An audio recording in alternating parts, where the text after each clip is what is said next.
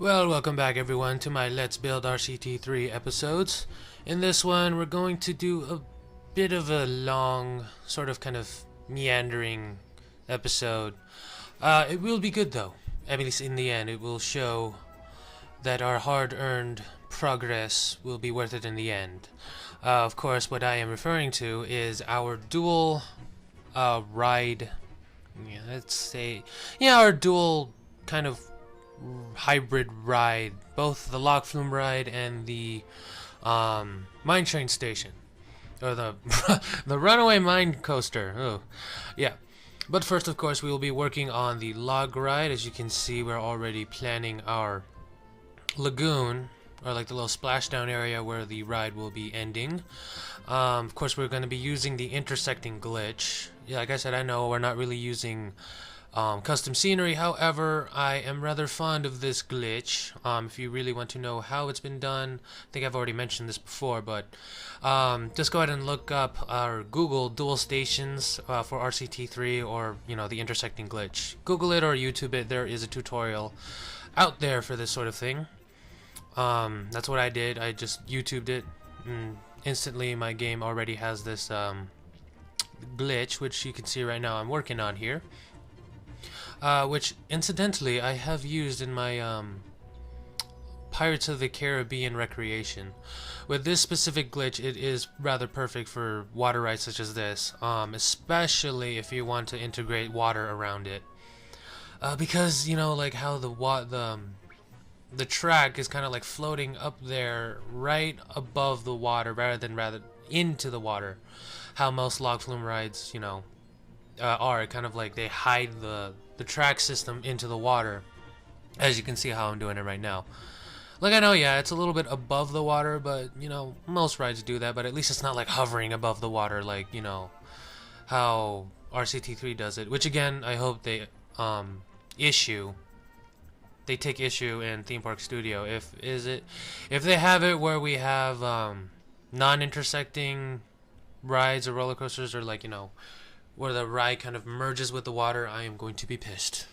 That is the one thing that I really don't like in RCT3, and it's that whole non-intersecting the water ride. And quite frankly, water rides are my favorite rides to make, because not only is it slow, but it gives us plenty of time, or at least gives plenty of the peeps to go ahead and check out the scenery and such around the ride, which we will be doing with this particular ride. Now, as I said before, that's exactly why this one is going to take a rather long time to do, because surprise, surprise, this will be one of the e-ticket rides of our theme park, which will have a rather large, either not large, or it will be a rather intricate show stage, or a show stage, basically. How the show building. Yeah, I lost my place there. Maybe because it kind of sounds like a sound stage, like in studios, but which is technically what it is. But the actual term for it, theme park wise, is called a show building. So yeah. Anyway, which I did mention before in the previous episode, that Indiana Jones was going to be a plethora of rides just going into one show building, kind of sharing it all and having this beautiful kinetic energy within that building, which unfortunately I am kind of disappointed in the Disney executives rather going through budget cuts and saying, oh look, let's just do Splash Mountain, we're going to be using the same animatronics and we'll be saving money. No, I don't like that, but whatever, Splash Mountain still came out good. But anyway, I digress. I'm going back to what I was talking about yesterday, or our previous episode. Anyway, you shall see that, of course, that lake will be the splashdown area, and the bridge right there is basically kind of like the viewing area for guests right before they enter the ride. Of course, like in pretty much every log flume ride, you'll see like it's either like a viewing area or a bridge, like right in front of the drop, and that's like a way to entice peeps or guests. Peeps in RCT3, I would just say guests, to check out the ride. It's kind of like their kind of like a ride me kind of thing, where they'll show it off. It's like their commercial, basically. That giant drop where it's like showcased right in front of the bridge is kind of like the commercial telling the peeps like, oh, this is an awesome ride, you should ride it. So we are going through the rather usual cliche of making it into, just as I said, it's like a commercial. Um, Along with the log flume ride, we will also be building the runaway mine train, which I was kind of split between it either being one of those slow meandering trains, kind of like the Calico Mine Station, or like one of those kind of Thunder Mountain-esque runaway mine trains, like those. And I made the decision to make it the runaway mine train style, the roller coaster type, rather than the whole slow meandering kind. But we will be taking some inspirations from the Calico mine train ride at Knott's Berry Farm. We'll get to that later. But of course we will be kind of, for the next few videos, it'll be sort of slow, seeing as I like taking my time, especially in rides that deal with theming and show buildings and whatnot.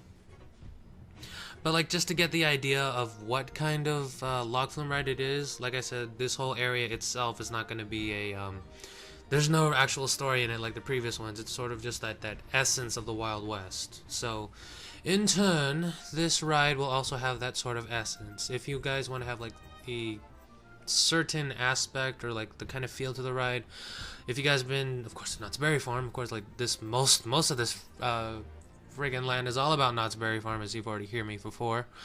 Or better yet, so as not to have so much Knott's Berry Farm references, you can also view the one in the Mall of America. They have like a rather pretty great log flume right there, with actual show building props and whatnot. So there's really no story to it. It's just going to be like meandering through these rather intricate themed Western areas. Like, if you've noticed, like in these rides again, they don't really tell like a story. They just give you that essence of the Wild West, or like nature and being in the outdoors kind of thing. So that's where, so you can at least get the idea of what we'll be doing with both these rides. So yeah, again, you know, it's gonna take some time, but you know, beautiful works of art do take time to do, so it will all pay off in the end once we're done. Now, what we are building here is a sort of sawmill. Of course, like the RCT3 has no sawmill kind of things whatsoever, so I had to do the best I can, just put just random barrels around there or whatever. So at least something for the peeps to look at, so it's not completely boring looking, even though it kind of already looks like it right now. But anyway, I digress. To continue on, we're looking at the mine train station. So far we haven't built it yet, but at the end of this video we do get near it. I'm still on the fence of whether to either combine the two to make it look like one giant building, or just have it next to each other. The station for the runaway mine train, again, we're gonna go back to Knott's Berry Farm. It'll have that essence of the Calico Mine Station. Like, I got a little bit inspired by the way they did the queue. They have like this rather interesting, not a theory, but they kind of, the way they integrated the queue, they coined it the invisible queue. Now, how that works is the queue is practically hidden among the ride itself. So like, you know, if you usually go to like a carnival or like one of those cheap theme park areas, they either have a queue that zigzags, you know, you just see just this row of how do you call those, that row of just bars, and then, you know, you just zigzag through them, or just wraps around the ride. No, with Knott's Berry Farm, surprisingly, I do have a rather interesting fun fact, but we'll get to that later, which is pretty close, rather. But anyway, they have this rather interesting way where it hides the queue, where it meanders basically at the base of the hill, or the base of the mountain. It meanders through there almost as if you're hiking up the mountain. And of course there's like beautiful scenery, like waterfalls and trees and whatnot. And the station's like right, maybe like halfway up the mountain. You guys have to like sort of climb up there. So it was also kind of, it's like a way for the guests to kind of have a little bit of an adventure, something to see something while they're in line. Now for the fun fact that I was saying previously. Our fun fact, our Mr. Walt Disney himself, of course, visited Walter Knott. Yes, that's his name. Walt Disney and Walter Knott. great minds think alike, I guess. Yeah, anyway, Walt Disney visited Walter Knott's theme park because oh crap, I should have gotten the facts straight here, because I'm gonna probably look like an idiot with those real people that are really into, like, you know, the Disney enthusiast, Imagineer kind of things. But I know his nickname is Bud, and Bud, I think Wendell Bud. Let me go ahead and look this up for you guys real quick, so at least I get something right. Wendell Bud Hurlbut. Hurlbut. I'm sorry. Okay, sorry. Hurlbut. Hurlbut. Okay, anyway, enough of me trying to make a joke out of that. But yeah, Hurlbut. I guess he was like an Imagineer, a friend of Walt Disney's that also helped out Walter Knott's with his park. And what he basically did was he helped build the Calico Mine ride and pretty much themed it and had that idea about the invisible queue area. Now Walt Disney and Bud, I guess also Walter Knott himself, also went on that ride. And when they went up there, Walt Disney looked at the queue and he's like, oh, this is not very long at all, seeing as he doesn't know this yet. Because if you notice, look up like previous photos of Disneyland, and if you've noticed that most of his rides have that, you know, typical carnival kind of essence to it, where, you know, either zigzags or just wraps around the ride. Disney did not have this idea. It was Walter Knott and Wendell Bud Hurlbut. I'm sorry, Bud Hurlbut. Hurlbut. Okay, I'm sorry. I'll stop now. But yeah, Bud went on the ride, and Walt Disney thought it was a short ride. But seeing as the line kind of, like, you know, not really zigzags, but meanders through and kind of forms with the mountain at the base, he's like, you little SOB. Literally, this is Walt Disney's words himself. The man that made Mickey Mouse, the man that made those magical videos and movies that we all grew up with, said to Mr. Wendell Bud Walbert, you little SOB. That is his exact words. That he was actually rather inspired by the way he hid the line, basically at the foot of the mountain, and it doesn't look like it doesn't quite zigzag. It, like, again, it meanders and morphs through and around. It has these beautiful sceneries while you're waiting in line. And of course, Disney took that as an inspiration, and they've used that pretty much ever since with all their e-ticket rides. So if you can kind of guess, you can see it in Pirates of the Caribbean, you can see it in the Haunted Mansion. You can definitely see it in the Haunted Mansion. Half that queue is inside the show building. So the more you know, I guess. Yeah, little SOB. That, again, just to make this clear, Walt Disney, that was his exact words to his buddy Bud. But yeah, anyway, you know, this doesn't seem to be much of a long episode. There wasn't really much to talk about. I mean, after all we were building was a station for this log ride, and we haven't done that before now, have we? Well, we haven't built a log flume yet, but we certainly have built our share of stations. So, unfortunately, we'll have to cut this a bit early. However, I will add an additional thing here.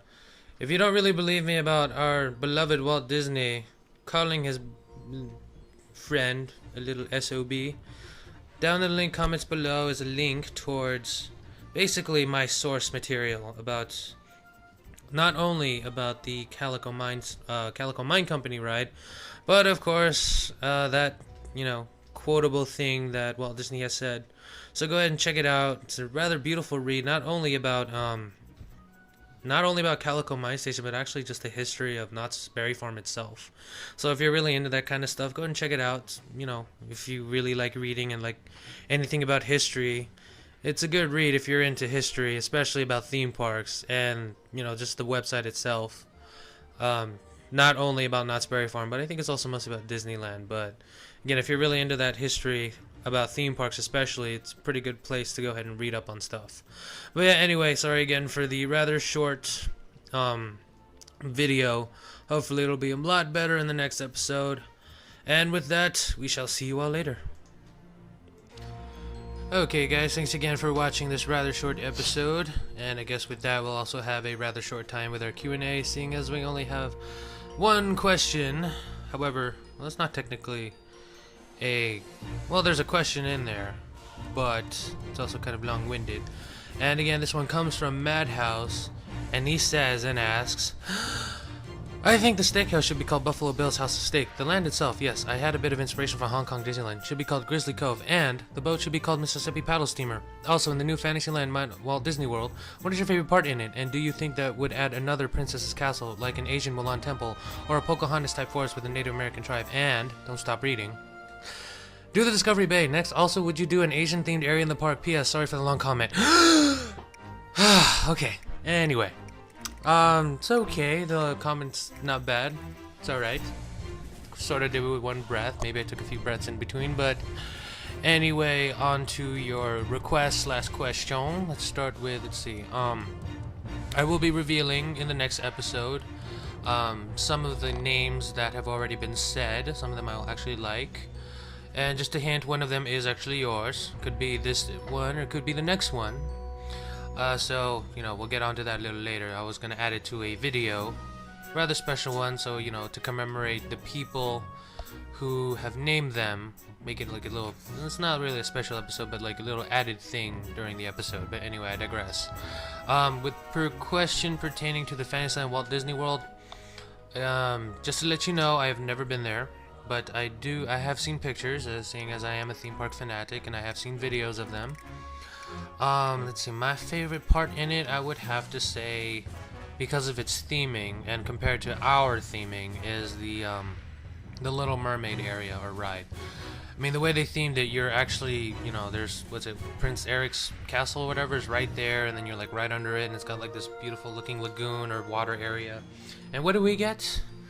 We just get like this weird looking building that almost has nothing to do with the Little Mermaid. And we have like a replica of the San Francisco art Roman looking thing attached to it. Yeah, it's like, what does that have to do with the Little Mermaid again? And why is it in California Adventure? I don't get it. What? No. What? Yeah, at least, yeah, despite the fact that Fantasyland isn't really getting that much attention, because to be quite honest, and yeah, the Imagineers did a good job, but to be quite honest, they could have done something better than what they did then. I mean, what, meet and greets with Belle and the Beast? Really? I mean, we want rides, people. We want e-ticket rides. You took away... I really wanted to go on that one, too. The submarine ride. You took away the submarine ride in order to put in, what, Winnie the Pooh? Are you serious? You took away an awesome ride with an awesome premise about you going 10,000 leagues under the sea. Even the submarines look better than ours. And you took that away. You took away Mr. Toad, too, even though we have Mr. Toad. It's still not fair. I've never been there, and I want to go there. You're taking away all the good rides, Disney. What the heck, man? Okay, anyway, on to my rent. Enough of my renting. Let's see, that's another one. And do I think they would add another princess's castle, like maybe Asian Mulan temple or a Pocahontas type forest with the Native American tribe?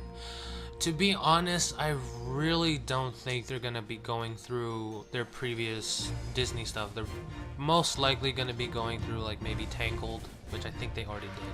I know they did it with us. We have like a sort of like a Tangled square or something in our own little Fantasyland expansion kind of thing going on. And more than likely, if it does do well, they're probably going to do a Frozen kind of thing. Yeah, Frozen kind of ride or area, whatever they're going to do. That's if it gets famous. And speaking of things that have been famous, how long has Wreck-It Ralph been out, and how long has it been since they made a ride or an attraction or a little land area around it? I mean, that whole idea. I'm sorry, I'm ranting again, but we had it here at Disneyland, where the arcade section actually had a Wreck-It Ralph arcade area, where you can actually play Wreck-It Ralph in an actual arcade box. I mean, do something like that. Put Tron in there too. Well, of course, Tron didn't do well. That's the thing with Disney. I know I'm ranting again. It's going to take a long time for me to rant, but if something doesn't do well in the box office, it is not going to get a ride or an attraction or anything of the sort in their parks. One quick example is Atlantis, the Journey to Atlantis. Yeah, that was going to replace the submarine ride with the submarine ride at Disneyland. That was going to replace it. They already had it planned out and everything, but it didn't do well in the box office. And you know what they did instead? They took Finding Nemo, that was really popular and really famous among the kids, and they put that in there instead. Yeah, it's not about like the magic or things that works. It's just as long as it's good in the box office, they're gonna make it. So, which puzzles me because Wreck-It Ralph has this huge fan favorite thing going on with it, and they haven't done anything with it in the parks. Maybe meet and greets, temporary meet and greets at that, but that's about it. But yeah, anyway, I digress with this one. I kind of had to stretch out this this question since we don't have 3, we only have 1. So I guess that's why I kind of had to stretch this up just a little bit. But anyway, on to the question that I asked previously. There was one person that did ask, or did answer, from Fable Striker. Hopefully you don't mind me reading it. However, I guess you don't mind anyway, seeing as you posted it anyway. I'll even put it up here. But when I was small, I was deathly afraid of roller coasters. It was truly frightening. Even when I was in queues, I would get claustrophobic. The walls would close in. The life would come out of me. I would shake and shiver. But when I became older, I realized that they had taken precautions to become safer. I love roller coasters now, but as always, there are the chain lift moments where you get butterflies and you check your seat harness. You know, just in case. You know what? Thank you, Fable Striker, for sharing your story here. I know I should have been more clear with my question, but I guess I was more vague, and I guess I was on fault on my part. Sorry about that. No,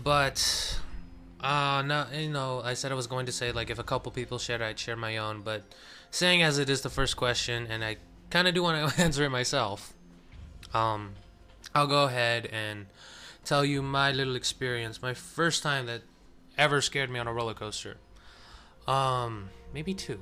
Just to make, you know, like I'm an old geezer and tell you stories about war times and back in 1885 kind of thing. But anyway, the first time I went on a roller coaster, I was 3 years old, maybe 4, 5. I mean, why would I be 3 years old on a coaster? I don't know. I was just tall enough to go on Space Mountain. Let's just say that. I didn't even know what a roller coaster was. I've never even seen one. And of course, back then, in Space Mountain, they had like these little bubbles you can see through, and you can see like the Space Mountain trains. They had like the sides that actually glow. They don't do this anymore. I don't know why. But yeah, if you can, I don't know if they're there anymore, but there are these like little orbs or globes while you're waiting in the station area. Those used to be semi-opaque, clear, opaque, yeah, whatever. Never mind. I don't know the difference between opaque, but whatever. They used to be clear enough where you can see through the ride in the outside area of Space Mountain, where you can actually see the trains glide through the tracks, and all you can really see is the sides glowing. That's as much as I remember. And I remember going that ride and being extremely terrified of it and trying to hold on so tight into the seats. At the end of the ride, I actually got a nosebleed, and I thought that thing was going to kill me. And of course, I never really wanted to go on coasters again. Now, that was my first one. The second one, not quite really scared, but like, well, yeah, I was extremely terrified. This one was in Vegas, where they had the what's it called, the taxi ride in New York.